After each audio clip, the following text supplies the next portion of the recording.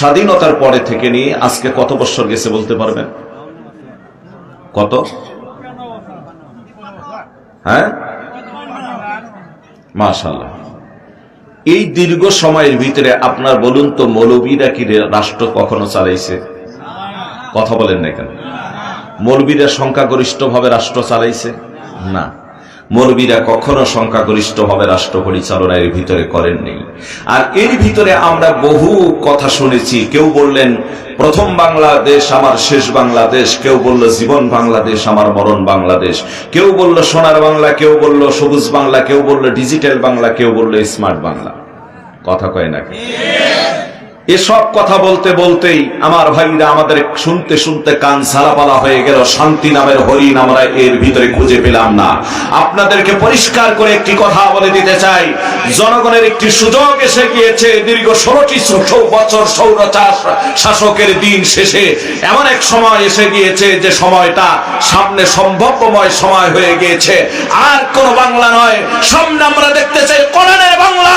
কারা কারা কোরআনের বাংলা করতে চান? আল্লাহু আকবার বলে আল্লাহকে হাত উঠে দেখাতে চাও। এই কোরআনের বাংলা কি আমরা করতে পারি? কথা বলেন না কেন? কোরআনের বাংলা যদি একটু গড়াতে পারি তাহলেই আপনি শান্তি খুঁজে পাবেন। কি খুঁজে পাবেন? আল্লাহর কসম, শান্তি খুঁজে পাবেন। কোরআন দিয়ে যদি রাষ্ট্র পরিচালনা হয়, কোরআন দিয়ে যদি রাষ্ট্র পরিচালনা হয়, আমার ভাইরা আপনাদেরকে পরিষ্কার করে বলে দিয়ে যায়, টেকনাফ থেকে তিতুরিয়া, রূপসা থেকে পাতুরিয়া, সুন্দরবন থেকে বান্দরবন, মানুষ নির্বিঘ্নে চলাফেরা করবে, কোথাও খুন হবে না, ধর্ষণ হবে না। আমার ভাইরা, নারীরা ধর্ষণ তো দূরের কথা, ইফটিজিং তো দূরের কথা, নারীদের দিকে চোখ তুলে তাকানোর কোনো সুযোগ পাবে না। কোরআনের আইন কায়েম হয়ে গেলে সেই খলিফাতুল মুমিনিন হযরতে উমর ইবনে আব্দুল আজিজের শাসন আমলে যেমন বাঘ আর ছাগল একই ঘাটে পানি পান করছে, আবারও মানুষ সেই দিনগুলি খুঁজে পাবে। আল্লাহ যেন আমাদেরকে, ইসলামী দল যারা আছে সবাইকে ঐক্য করে তুলে আগামী দিনের জন্য কোরআনের বাংলা গড়ার তৌফিক এনায়েত করে দেয়। বলুন আমিন। আল্লাহ বললেন হাযা বায়ানুল লিন্নাস, এই কোরআন হচ্ছে মানব জাতির জন্য সুস্পষ্ট বর্ণনা, হুদা ওয়া মাউইযাতুল লিল মুত্তাকিন, এটি হচ্ছে মুত্তাকিনদের জন্য হিদায়াত এবং উপদেশ। কিন্তু আজকে কোরআন ছেড়ে দিয়ে, আল্লাহর কসম করে বলছি, আপনাদেরকে কাউকে আঘাত দেওয়ার জন্য নয়, আপনাদেরকে স্পষ্ট ভাষায় একটা জিনিস বুঝিয়ে দেওয়ার জন্য বলছি, এ কোরআন ছেড়ে দিয়ে আজকের বহু মানুষ যারা আজকে বোঝে না ভালো মন্দ, যার কারণে আজকে আমার ভাইরা হক্কানি কোন পীর মাশায়েখের বিরুদ্ধে আমার কোনো কথা নাই। কারণ এদেশে আমরা যদি লক্ষ্য করি, ভারত উপমহাদেশের ভিতরে এসেছেন শাহজালাল, শাহ পরান, শাহ মাকদুম, খানজান আলী, বাইজিদ বুস্তামি রহমতুল্লাহ আলাই, কারামত আলী জয়নপুরি, সেহেল গাজী, অসংখ্য আউলিয়া কেরাম এসে কোরআনে কারীমের দাওয়াত এবং মানুষকে ইসলাহিয়াত, নামাজ কালাম শিক্ষা দিয়েছে, উযু গোসল শিক্ষা দিয়ে, দিন শিক্ষা দিয়ে তারা মানুষকে আল্লাহওয়ালা বানাইছে। কথা বলে দেখেন। কিন্তু তাদের নাম নিয়ে, এই আল্লাহওয়ালাদের নাম নিয়ে বর্তমান সমাজের ভিতরে আজকে বহু ভণ্ড মানুষের ঈমান চুরি করতেছে। কথা কয় না কেন? আর আজকে আমাদের সমাজের কিছু মানুষ এই কোরআন হাদিস বাদ দিয়ে সেই ভণ্ডদের আজকে আমরা সঙ্গী হয়ে গেছি। কথা কয় না কেন? আল্লাহ বললেন সুস্পষ্ট বর্ণনা বাদ দিয়ে তারা চলে গেল তাদের মতে, যারা আজকে নামাজ নাই, রোজা নাই, হাজ নাই, যাকাত নাই, নারী পুরুষ একসঙ্গে হয়ে গেলে, রাত্রে আমার এলাকায় আছে, আপনাদের এলাকা হয়তো নাই, ভালো এলাকা, আমার এলাকায় নারী পুরুষ একসঙ্গে হয়ে গেলে বহু জায়গায় দেখা যায় এরকম বাতি নিভায় দিয়ে তারা নারী পুরুষ একসঙ্গে জিকির শুরু করে দেয়। এদের নামাজ নাই, রোজা নাই, হাজ নাই, কিচ্ছু নেই। আবার কথায় কথায় শিরকি বলে। আপনাদের এলাকায় আছে কি? মনে হয় না। কি বলে তাও একটু শোনায় দিয়ে যাই। ও মুর্শিদ, বটবৃক্ষের নিচে গেলাম ছায়া পাইবার আশে। কত তার ধাক্কা, মানে গলায় ঠাড়া পড়ছে। কথা পাই না। বটবৃক্ষের নিচে গেলাম ছায়া পাইবার আশে, ডাল ভাঙ্গিয়া রোদ্র লাগে আপন কর্ম দোষে, পয়সা তোর লাইগা রে অঙ্গ জড় জহর, মনে লয় উড়িয়া যাইতাম ভাঙ্গা বাড়ি ঘর, বাজান তোর লাইগা রে। কথা কয় না। এটা কোনো জিকির হলো ভাই? হ্যাঁ, এরকম ভণ্ডা নাই আপনাদের এলাকায়। আবার আরেকজন এক জায়গায় একদিন মহিলা দেখতেছি, মহিলা বাবারে জড়াই ধরছে, যে বাবার না আছে দাড়ি, না আছে মাথায় টুপি পাঞ্জাবি, কিচ্ছু নাই। অনেকগুলি মহিলা, অনেক পুরুষও সেখানে। তার ভিতরে একটা মহিলা জড়াই ধরে বাবারে নিয়ে কাঁদতেছে, আর বাবারে নিয়ে গান গাইতেছে, গালেও চুমু খায়, ঠোঁটেও চুমু খায়, বাবারে নিয়ে বলতেছে এভাবে, বাবা আমি তোমায় ভালোবাসি, চরণ চলিতে বাবা গো বাবা তোমার কাছে আসি রে বাবা, আমি তোমায় ভালোবাসি। কিয়ামত পর্যন্ত এই কান্না কাঁদলেও 14 গোষ্ঠীর কবরে আযাব বাড়বে না কমবে? কয় যখন আমি থাকি যে এখানে তোমার নামটি রাখি গো মনে, ধ্যানে জ্ঞানে ডাকি তোমায় রে বাবা, নিরালাতে বসি রে বাবা, আমি তোমায় ভালোবাসি। আসেনি? ধ্যানে গানে ডাকা লাগবে কাকে? ডাকে কাকে বলেন তো? শিরক কিনা? কথা কয় না কেন? আবার আর সে পরের কথাটা আর কত মারাত্মক কথা বলতেছে। কয় বাবা তুমি আল্লাহর ওলি নাইবে রাসূল, বাবা তুমি অকুলের কুল, বেলায়েতের নূরে ভরা রে বাবা, তোমার মুখের হাসি গো বাবা, আমি তোমায় ভালোবাসি। নাউজুবিল্লাহ। ওই কুলের কুল কি কোনো বাবা জোরে কয় না কেন? ওয়ায়াকুলু আদম সফিউল্লাহ ইয়া নাফসি নাফসি, ওয়ায়াকুলু নূহ নাবিয়াল্লাহ ইয়া নাফসি নাফসি, ওয়ায়াকুলু ইব্রাহিম খলিলুল্লাহ ইয়া নাফসি নাফসি, ওয়ায়াকুলু ইসমাঈল যাবিহুল্লাহ ইয়া নাফসি নাফসি, ওয়ায়াকুলু মূসা কালিমুল্লাহ ইয়া নাফসি নাফসি, ওয়ায়াকুলু ঈসা রূহুল্লাহ ইয়া নাফসি নাফসি, ওয়ায়াকুলু মুহাম্মাদুর রাসূলুল্লাহ সাল্লাল্লাহু আলাইহি ওয়াসাল্লাম ইয়া উম্মতি ইয়া উম্মতি। জোরে বলুন আল্লাহু আকবার। আদম থেকে ঈসা নবী পর্যন্ত সমস্ত নবীরা বলবে ইয়া নাফসি নাফসি, হে আল্লাহ আমার আজকের এই দিনের ভিতরে কি হবে? তার স্ত্রীর কথা মনে থাকবে না, ছেলের কথা মনে থাকবে না, উম্মতের কথা নবী অন্যান্য নবীদের মনে থাকবে না, একমাত্র আপনার নবী, আমার নবী, দয়ার নবী, মায়ার নবী, রাহমাতুল লিল আলামিন ওই দিন জমিনের মধ্যে সিজদায় পড়ে কাঁদবেন আর বলবেন ইয়া উম্মতি ইয়া উম্মতি। যেখানে আদম থেকে ঈসা নবী পর্যন্ত সবাই নাফসি নাফসি বলবে, আমার কি অবস্থা হবে? এই জায়গায় ভণ্ড বাবাদের কোনো টাইম থাকার কথা না। জোরে বলেন কথা ঠিক কিনা? এই জন্য আমার ভাইরা ভূমিকার বন্ধনের ভিতরে রেখে দিয়ে আপনাদেরকে শুধুমাত্র বুঝাই দিতে যাচ্ছি, আর সামনে চলে যাবো আলোচনার মধ্যে। আর সেই ভণ্ডরা মনে করলো ওই বাইবা বলে তাদের ও কুলের কুল হয়, ও কুলের কুল বলতে পরকালের কুল। নিঃসন্দেহে এরা শিরকি করছে। জোরে কোন কথা ঠিক কিনা? ক্লিয়ার না? আমরা ওই শিরকি করব? আল্লাহ যেন আমাদের বাঁচায় রেখে, বলেন আমিন। আরো জোরে বলেন আমিন। আবার আরেক শ্রেণীর ভণ্ড আছে, ওরা কয় কিরামান কাতিবিন রোজ হাশরের দিন আল্লাহর কাছে যদি করে অভিযোগ, আমি বলবো দুনিয়ায় ছিলাম কেল্লা বাবার লোক। কথা কয় না? কয় আমি বলবো দুনিয়ায় ছিলাম খাজা বাবার লোক। আমি কই কিরামান কাতিবিন পাইবে যে দিন তোরা যারা ছিলি ভণ্ড পীরের লোক, তোদের থাপ্পড় দিয়া বলবে জাহান্নামে ঢোক। ঠিক কিনা বলে? মুসলমান ভাইরা আমার, আমার আল্লাহ রাব্বুল আলামিন জানায় দেন, ইন্নাহু মান ইউশরিক বিল্লাহি ফাকাদ হারামাল্লাহু আলাইহিল জান্নাহ ওয়া মা'ওয়াহুন নার ওয়া মা লিয-যালিমিনা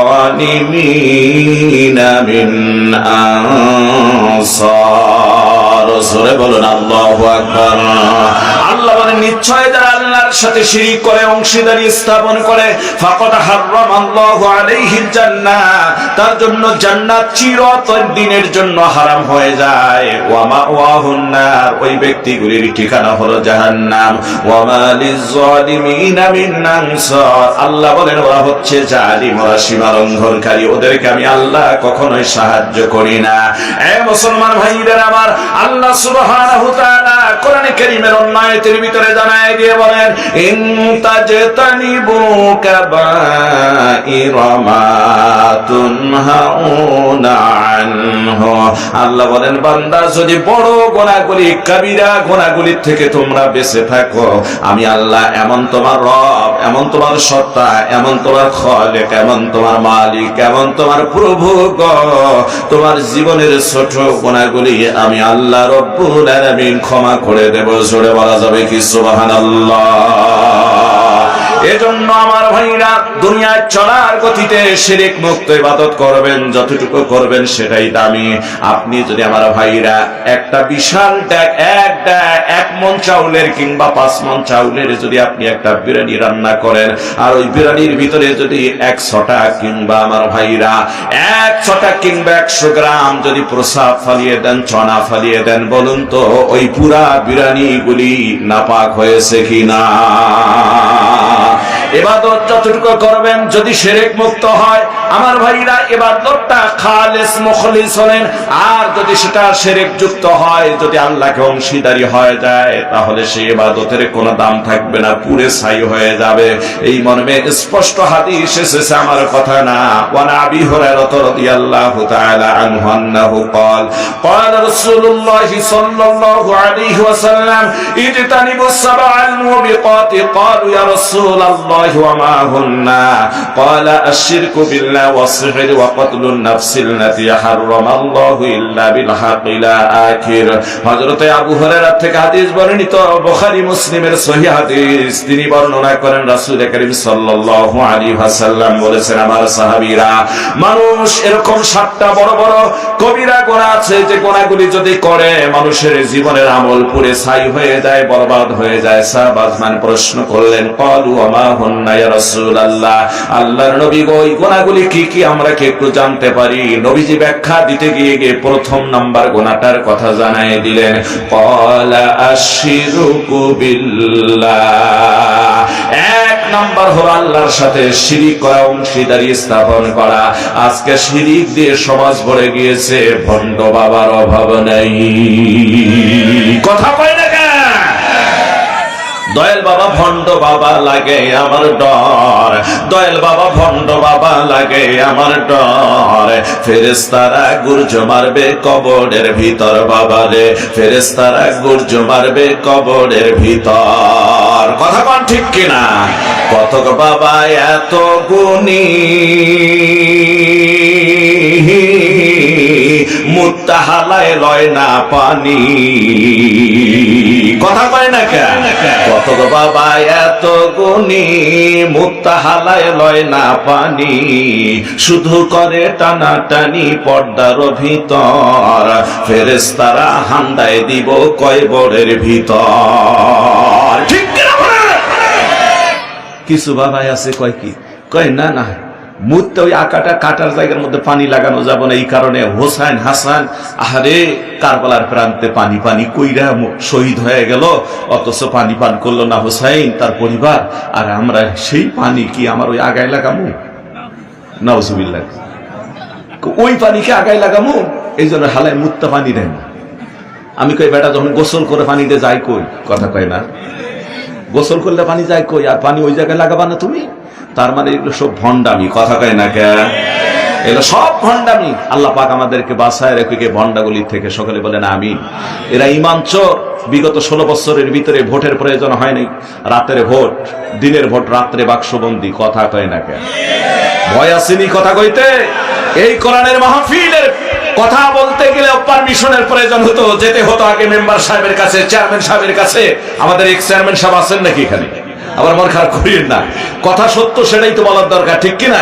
আমার ভাইরা, আমার বন্ধুগণ, এই কোরআনের কথা বলতে গেলে পারমিশনের জন্য চেয়ারম্যান সাহেবের কাছে যাওয়া হইতো, কাজ হইতো না। যাও ওসি সাহেবের কাছে, কথা কয় না? থানায় কাজ হতো না, যাইতে হবে ওই জামালপুর ডিসি সাহেবের কাছে। ডিসি সাহেব যদি অনুমতি দেয়, তারপর ডিসির ওখানে থেকে অনুমতি পাওয়া যায়নি, অনেক সময় নিরাশ হয়ে ফিরে আসতে হয়েছে। এখন আর কোরআনের কথাগুলি বলতে গিয়ে কারো পারমিটের প্রয়োজন নাই, উন্মুক্ত পরিবেশে কোরআনের কথা বলা হবে। আগামীতেও কোরআনের কথাগুলি যেভাবে উন্মুক্ত পরিবেশে বলা যায়, কোরআনের কথাই যারা বাধা দিতে আসবে তাদেরকে আমরা জুতা পিটা করে ছাড়বো ইনশাআল্লাহ। কথা বলেন না।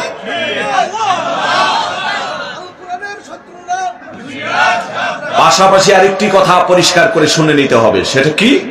এদেশ মুসলমানদের দেশ। এদেশে 6.5 লক্ষের অধিক, এখন প্রায় 7.25 লক্ষ হাফেজ কোরআন রয়েছে, আলহামদুলিল্লাহ।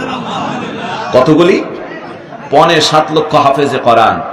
এদেশের মসজিদগুলি, ঢাকার মসজিদকে মসজিদে শহর বলা হয়, ঢাকাকে মসজিদে শহর বলা হয়। এত ঘন মসজিদ, এত ঘন মসজিদ পৃথিবীর কোন রাজধানীর ভিতরে নাই। সুবহানাল্লাহ। পৃথিবীর কোন রাজধানীর ভিতরে নাই, চ্যালেঞ্জ করে বললাম, কোন পৃথিবীর রাজধানীর ভিতরে এত মসজিদ ঢাকায় যেগুলি আছে সেটা নেই। তো এই জন্য ঢাকার মসজিদকে ঢাকাকে মসজিদে শহর বলা হয়। তাহলে ঢাকায় এই পরিমাণ মসজিদ, এদেশে এত হাফেজ, এত করি, এত মাওলানা, এত মুফতি সাহেব, এত ইমাম, এত মুয়াজ্জিন, এত খতিব, এত দাড়িওয়ালা, এত টুপিওয়ালা, সেই দেশে যদি কেউ ক্ষমতায় থাকতে চায়, অবশ্যই ইসলামকে ভালোবেসে থাকতে হবে। কথা বলেন না কেন? ইসলামকে প্লাস করে তাকে থাকতে হবে, ইসলামকে মাইনাস করে নয়। যারা ইসলামকে মাইনাস করে ক্ষমতায় থাকতে চাবে, 5 আগস্টের মতো তাদের টেনে হেসড়ে নামানো হবে। কথা কয় না? কথা বুঝাতে পারলাম? সম্মানিত ভাইরা, যেই আসুক ইসলামকে ভালোবেসে থাকতে হবে। কথা বুঝাতে পারলাম? মুসলমান ভাইরা আমার, বিগত 16টা বছরে কি হয়েছে, নোংরা কথাগুলি বলতে চাই না, তবুও কথায় কথায় এসে যায়। আল্লাহ সুবহানাহু ওয়া তাআলা কোরআনে কারীমের এক আয়াতের ভিতরে জানায় দেন, আল্লাহ বলেন, ওয়া মা লাকুম লা তুকাতিলুনা ফি সাবিলিল্লাহি ওয়াল মুস্তাদআফিনা মিনার রিজালি ওয়ান নিসাই ওয়াল বিলদানিল্লাযীনা ইয়াকুলুনা ربنا أخرجنا من هذه القرية الظالم أهلها واجعل لنا من لدنك وليا واجعل لنا من لدنك نصيرا। سورة বলা যাবে কি? আল্লাহু আকবার। আল্লাহ বলেন, তোমাদের কি হলো যে সেই সব পুরুষ, নারী আর শিশুদের খাতিরে তোমরা আল্লাহর রাস্তায় জিহাদে বেরিয়ে পড়বে না, যারা নির্যাতিত, নিষ্পেষিত, পদদলিত হওয়ার পর বলেছে, হে আমার প্রভু, হে আমার রব, তুমি আমাদেরকে এই জনপদ থেকে বের করে নাও, যে জনপদের অধিবাসীরা হতে অত্যাচারী, জালেম, সেই দেশ থেকে আমাদের বের করে নাও, আর তুমি আমাদের জন্য একজন বন্ধু আর সাহায্যকারী পাঠিয়ে দাও। জোরে বলা যাবে কি সুবহানাল্লাহ?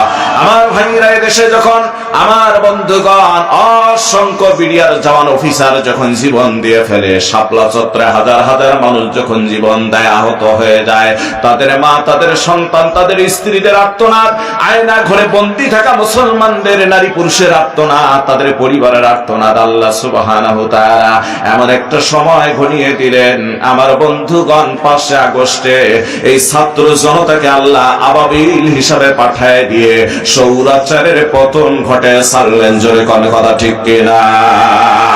আমার রংপুরের কৃতি সন্তান শহীদ আবু সাইদ, নব্য শহীদ আবু সাইদ। বন্ধুগণ, শহীদের কাতারের মধ্যে নামটা সে ঠেকায় দিয়ে লিখে দিয়ে জাতিকে ত্বরান্বিত করে জীবন দিয়ে প্রমাণ করে দিল এ জাতি রক্ত দিতে জানে, যারা রক্ত দিতে জানে তাদের দাবিয়ে রাখা যায় না। ঠিক কিনা বলেন? এজন্য আমার ভাইরা, প্রয়োজন হয়ে গেলে আমরা যেহেতু শতকরা 90% মুসলমান, ইসলাম এদেশের মূল ধর্ম, এই জন্য আমরা আমাদের জন্য প্রয়োজন হয় আমরা রক্ত দিতে প্রস্তুত। জোরে বলেন কথা ঠিক কিনা? আমার ভাইরা, আমি যে কথাটা বলতে চাইছিলাম, দিনের ভোট রাত্রে যারা দিয়ে ফেলল, ভোটের প্রয়োজন হলো না যাদের, তারাই আমার ভাইরা ফাইটে যায় গান গাইয়া ভাইরাল হয়। আমার বন্ধুগণ, সেও সংসদের সদস্য হয়ে সংসদে বসে বক্তব্য দিল, আমি বুখারী, মুসলিম, তিরমিজি, নাসাই, ইবনে মাজাহ, আবু দাউদ, মিশকাত শরীফ সবগুলি সিয়াসাত্তার কিতাব আমি পড়েছি, যেন সে শাইখুল হাদিস হয়ে গিয়েছে। কই গেল বেটি, এখন খবর নেই। কথা কয় না? কয় নাই? সংসদে বলে না, কয় আমি সিয়াসাত্তার সব হাদিস পড়ছি। গান গাইল একটা, কয় আকাশটা কাঁপছিল কেন, জমিনটা নাচছিল কেন, বরফের ঘামছিল কেন, সেই দিন গান গাইছিল খাজায় যেই দিন। নাউজুবিল্লাহ। গান গাইছিল খাজায় যেই দিন, আকাশটা কাঁপছিল কেন, জমিনটা নাচছিল কেন, বরফের ঘামছিল কেন, সেই দিন গান গাইছিল খাজায় যেই দিন। কয় আল্লাহ নবীর গান, পীর আউলিয়ার শান, যে বলে হারাম সে তো কমিন, না বুঝে ভেদ পাত্রে হারাম কও তোমরা কেন, এই গান শুনেছেন নবী ইয়াসিন। গান গাইল খাজায় যেই দিন, আকাশটা কাঁপছিল কেন, জমিনটা নাচছিল কেন, বরফের ঘামছিল কেন, সেই দিন গান গাইছিল খাজায় যেই দিন। কয় না করে গন্ডগোল, খোল তোরা হাদিস কল, বিল্লাল কেন বাজায় ঢোল, সেই দিন যখন দিনের নবী ছেড়ে যায় পৃথিবী, যখন দিনের নবী ছেড়ে যায় পৃথিবী, ঢোল বাজাইয়া ক্ষমা চায় দিন, গান গাইছিল খাজায় যেই দিন। নাউজুবিল্লাহ, পকেটে রেখে দেয়। হযরতে বেলাল বলে আল্লাহর নবীর ইন্তেকালের দিন বলে ঢোল বাজায় বলে ক্ষমা চাইছিল। কথা কয়, কি কথা কয় মুসলমানদের দেশে, আমার মাথায় কাজ করে না। মনে হয় বেটিরি পাইলে চাপা জুটে একটা থাপ্পড় বাইরে সোজা করে দিতাম। কথা কয় না? হ্যাঁ, কই গেলে ক্ষমতা চিরদিন থাকে না। কিছুদিন আগে কয় পালাবো না, প্রয়োজন হলে ফখরুল সাহেবের ঠাকুরগার বাসায় গিয়ে উঠবো। কি ফখরুল সাহেব জায়গা দিবেন না? কই গেল? ক্ষমতা নিয়ে বড়াই করবেন না, ক্ষমতা কারো চিরদিন থাকে না। কথা কয় না? তিনটা জিনিস নিয়ে বড়াই করবেন না। একটা হলো শরীর। আজকে যে শক্তি আছে, একটা প্যারালাইসিস হয়ে গেলে আপনি শুধু তাকায় দেখবেন, আর কিছুই করা থাকবে না, শুধু চোখের পানি ঝরবে। কথা কয় না? জবান বন্ধ, প্যারালাইসিস অর্ধঙ্গ হয়। আপনার এক সাইড অবশ, এই ব্রেন থেকে শুরু করে নিয়ে এখান থেকে শুরু করে নিয়ে একটা সাইড ডাইন হতে পারে, বাম হতে পারে। ঠিক পূর্ণ একটা সাইড অবশ হয়ে গেলে আপনি শুধু তাকায় দেখবেন, আমি তাকায় দেখবো, আর কিছু বলার নাই, শুধু কান্দা লাগবে। কথা কয় না? এই শরীর নিয়ে আপনি অহংকার করিয়েন না। ক্ষমতা নিয়ে অহংকার করা যাবে? কথা কয় না?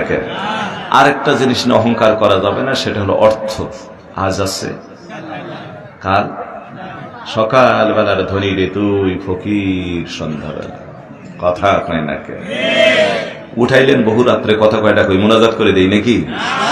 মাশাআল্লাহ, আপনাদের তো আগ্রহ আছে। কতক্ষণ চলবে?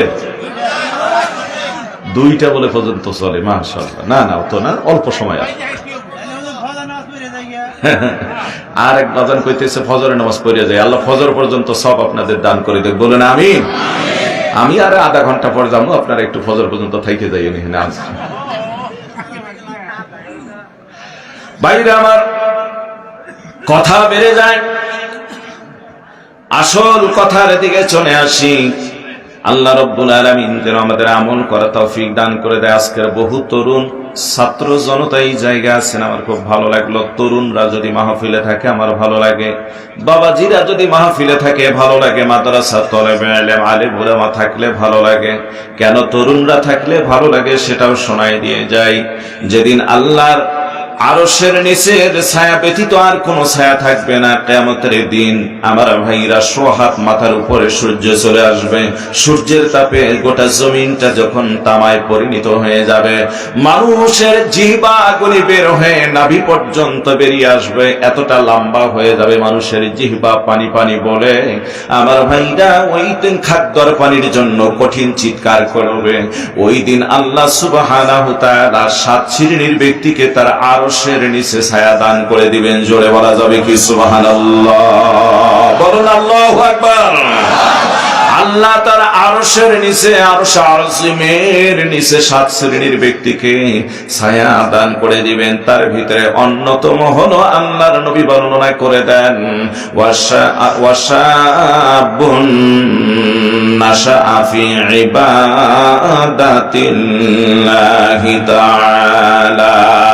নবীজি বলেন, ওই যুবক আর তরুণের আল্লাহর আরশের নিচে ছায়া পেয়ে যাবে যারা যৌবন কান্টা আল্লাহর ইবাদত বندگির ভিতরে কাটায় দিবে, এরা আল্লাহর আরশের নিচে ছায়া পেয়ে যাবে। জোরে বলা যাবে কি সুবহানাল্লাহ? এই যুবক তরুণেরা, শেষ পর্যন্ত মাহফিলে থাকলে কার জন্য থাকবেন? আল্লাহর জন্য থাকবেন না দুনিয়ার কোন স্বার্থে থাকবেন? তাহলে এই যে ইবাদতটুকু করতেছেন, এমন ভাবে যদি ইবাদত করেন, আশা রাখা যায় আল্লাহর আরশের নিচে ছায়া পাওয়া যাবে। জোরে বলা যাবে কি সুবহানাল্লাহ? হাদিসটা যেহেতু বলাই শুরু করলাম, সংক্ষেপে বলে দিয়ে যাই। আল্লাহর নবী বর্ণনা করেন 7 শ্রেণীর ব্যক্তি ওই দিন আল্লাহর আরশের নিচে ছায়া পাবে। তার ভিতরে প্রথম নাম্বার ব্যক্তিটা হলো, আল্লাহর নবী বর্ণনা করেন, নবীজি বর্ণনা করেন, ক্বালা রাসূলুন, আল্লাহর নবী বর্ণনা করেন, ইমামুন আদিল। ওই ব্যক্তিটা আল্লাহর আরশের নিচে ছায়া পেয়ে যাবে যারা নাকি ন্যায়পরায়ণ বিচারক, ন্যায়পরায়ণ নেতা, ন্যায়পরায়ণ বাদশা ছিল। আমার বন্ধুগণ, সমাজের অনেক এখানে মুরব্বী 8% ব্যক্তি রয়েছেন যারা অনেক সময় বিচার কার্য চালান। এই বিচার কার্য চালাতে গিয়ে অবশ্যই ন্যায়পরায়ণতা দেখে সঠিক বিচারটা করবেন। কোরআন হাদিসের যেমন বিচার করার দরকার, ঘুষ খায় কারো পক্ষে রায় দিবেন না। সঠিক বিচার যদি কেউ করে, এই মোড়ল, এই দেওয়ানি, এই বিচারক, এই নেতা, এই বাদশাহ আল্লাহর আরশে আজিমের নিচে সেই দিন ছায়া পেয়ে যাবে। জোরে বলা যাবে কি সুবহানাল্লাহ? এজন্য আমার ভাইরা, আল্লাহর নবীর জামানায় ছিল ন্যায় বিচার। জোরে বলেন কথা ঠিক কিনা? আমিরুল মুমিনিন, এ মুসলমান, আমিরুল মুমিনিন হযরত ওমর ইবনুল খাত্তাব রাদিয়াল্লাহু তাআলা আনহুর শাসন আমলের একটা ছোট্ট বিচারের কথা আপনাদের শোনায় দিয়ে যাই, কলিজা ঠান্ডা হয়ে যাবে। হযরত আলী রাদিয়াল্লাহু তাআলা আনহু একদিন ঘোড়ার পিঠে চড়ে তিনি চলে যাচ্ছেন, সঙ্গে নিয়েছেন, পিছনে নিয়েছেন তিনি লৌহ বর্ম নিয়েছেন, যেটা যুদ্ধের সময় শরীরে পোশাক পরতে হয়। লোহার পোশাক পরলে শরীরটা হেফাজত থাকে। এই লৌহ বর্মটা, লৌহ পোশাক নিয়ে তিনি রওনা করেছেন, যেটাকে আমাদের দেশের ভাষায় যদি এখন আমরা বলি তাহলে বলবো bullet proof jersey. Bullet proof jersey তিনি আমার ভাইরা ঘোড়ার পিছনে নিয়ে রওনা করেছেন। ঘটনাক্রমে ওই জার্সিটা, লোহার এই পোশাকটা পড়ে গিয়ে রাস্তায় হযরতে আলী বুঝতে পারেন নাই কোথায় পড়ে গেল, আর তিনি খুঁজেও পান নাই। তিনি তার মতো চলে গিয়েছেন। দীর্ঘদিন পর দেখেন যে ওই লোহার পোশাকটা কে যেন একজন বাজারে বিক্রি করার জন্য নিয়ে এসেছে, আর ওই বাজারে হযরতে আলী রাদিয়াল্লাহু তাআলা আনহু উপস্থিত হয়ে গিয়েছেন। হযরত আলী লোহার পোশাকটা দেখে চিনে ফেলেছেন, তার জার্সি দেখে চিনে ফেলেছেন। কারণ যতই সেটা রংসং করা হোক আর ধোয়া মোছা করাই হোক না কেন, ব্যবহৃত জিনিস অনেক সময় অনেক কারণে চেনা যায়। হযরত আলী সাথে সাথে বললেন, ভাই, এই লৌহ পোশাকটা আমার ছিল, আমি এটাকে আসলে আমার থেকে কেউ চুরি করে নাই। আমি এক জায়গায় সফরে যাওয়ার সময় ঘোড়ার পিঠ থেকে পড়ে গিয়েছিল, তাই তো আমি কোথায় পড়েছে আর খুঁজেও পাই না, এটা আমার জিনিস। এবার যিনি বিক্রি করতে আসছে সেই ইহুদি বলতেছে, না এটা তোমার না, এটা আমার। হযরত আলী কয় আমার।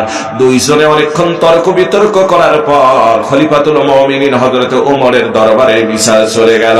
হযরত ওমরের দরবারে বিচার যখন চলে গেল, হযরত ওমর রাদিয়াল্লাহু তাআলা আনহু বিচার কার্য করতে গিয়ে আমার ভাইরা বললেন, আলী, তোমার কি কোনো সাক্ষী আছে? এইটা তোমার? বলল, বলল, হ্যাঁ আমার সাক্ষী আছে, আমার ছেলে বলতে পারবে। কই শোনো আলী, বিচারের ক্ষেত্রে নিজের সন্তান আর নিজের গোলাম কোনদিন সাক্ষী হিসাবে গ্রহণযোগ্য হবে না। আর যেহেতু তোমার ছেলের কথা বলছো, যে এই পোশাক তোমার ছেলেই চেনে, এটাও আমরা মানবো না। আর কোন সাক্ষী আছে? আলী বললেন, আর কোন সাক্ষী আমি দাঁড় করাতে পারতেছি না। আমিরুল মুমিনিন হযরত ওমর রায় দিয়ে দিলেন, এই পোশাক হলো ইহুদির। জোরে বলা যাবে কি সুবহানাল্লাহ? কারণ কি দেখেন, ইসলাম কত সুন্দর আমার ভাইরা ব্যবস্থাপনা। সঠিক সাক্ষী দাঁড় করাতে পারে নাই, এই জন্য বিচারের রায়টা হযরত আলীর পক্ষে চলে যায় নাই। মুসলমান ভাইরা আমার, এবার খুশি হয়ে ইহুদি লোহার পোশাকটা নিয়ে চলে যায় উমরের দরবার থেকে। হযরত আলী এ ব্যাপারে আর কোনোই কথা তুললেন না, যে উমর তুমি কেন আমার পক্ষে রায় না দিয়ে তার পক্ষে দিলে, কোনো কথাই বললেন না। অন্য কথা তিনি বলতে আছেন। ইহুদি যায় আর মনে মনে ভাবলো, আরে ইসলাম কত সুন্দর আদর্শের জিনিস, যেখানে সাক্ষী নাই সেখানে তার পক্ষে রায়ও হবে না, সঠিক রায় হবে সাক্ষীর উপর ভিত্তি করে। সাক্ষী নাই আর রায় দিয়ে দিল। আসলে পোশাকটা তো আলীরই, আমি রাস্তায় পড়ে পেয়েছিলাম, আলীর কথা অনুযায়ী পোশাকটা তারই, এটা তো আমার পোশাক না।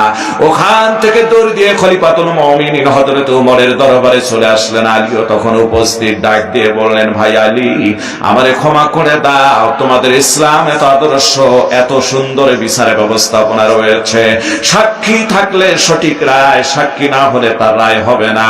সুতরাং আলী, এই পোশাকটা আমি পরে পেয়েছিলাম, আসলেই তোমার বর্ণনা অনুযায়ী তোমারই পোশাক, আর তুমি পোশাকটাও নিয়ে নাও, আমারে ক্ষমা করে দাও, আমি যা আমার বলে দাবি করেছি, আমারে ক্ষমা করে দাও।